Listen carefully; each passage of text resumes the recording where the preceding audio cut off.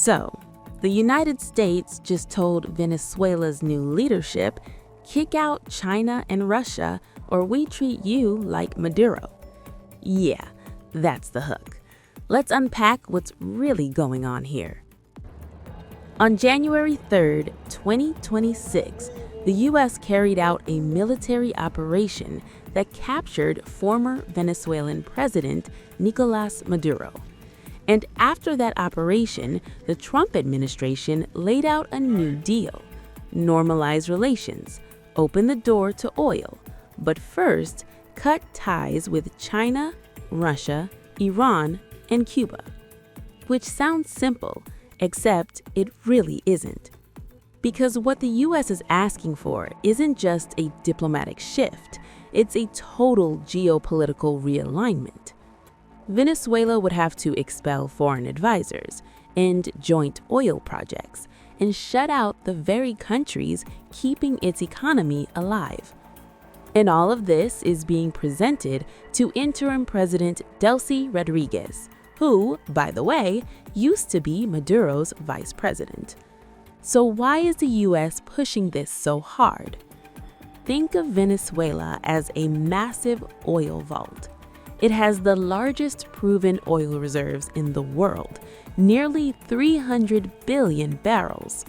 But under Maduro and heavy U.S. sanctions, Venezuela turned to China and Russia for survival, loans, military support, oil deals, political backing. And that created something Washington hates: America's rivals gaining influence in America's backyard. So now, with Maduro gone, Washington sees a reset button. But here's the problem: Venezuela is deeply, and I mean deeply, financially tied to China.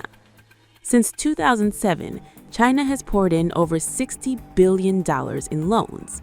Venezuela still owes between 10 and 19 billion, and most of that debt is repaid in oil.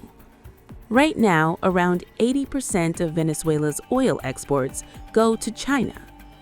So if Venezuela kicks China out, the money stops, the oil stops, the repayments stop, and suddenly you're looking at defaults, lawsuits, asset seizures, frozen tankers, maybe even oil refineries abroad getting targeted in court.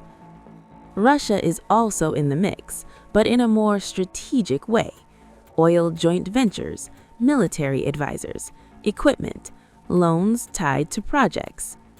So, add it all up, Venezuela sits on $150 to $170 billion of external debt, one of the highest debt loads in the world.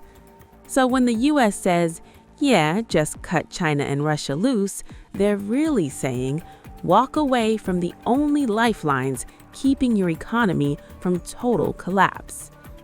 And that brings us to the other side of the story. China and Russia won't just shrug and walk away. China could push for repayment, seize overseas assets, shift oil buying elsewhere, or quietly ramp up support for anti-U.S. governments in Latin America. Russia could pull military support, apply pressure with debt, or step up covert operations, cyber campaigns, weapons flows, proxy groups. Not a full-scale war, more like strategic annoyance. So, what does Venezuela do? Right now, interim President Delcy Rodriguez is calling the U.S. raid military aggression.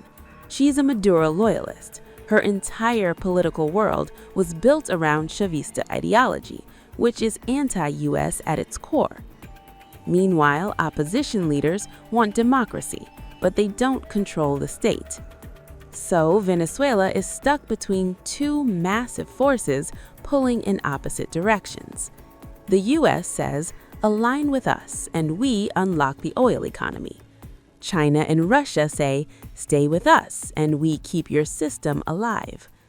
Either choice is destabilizing.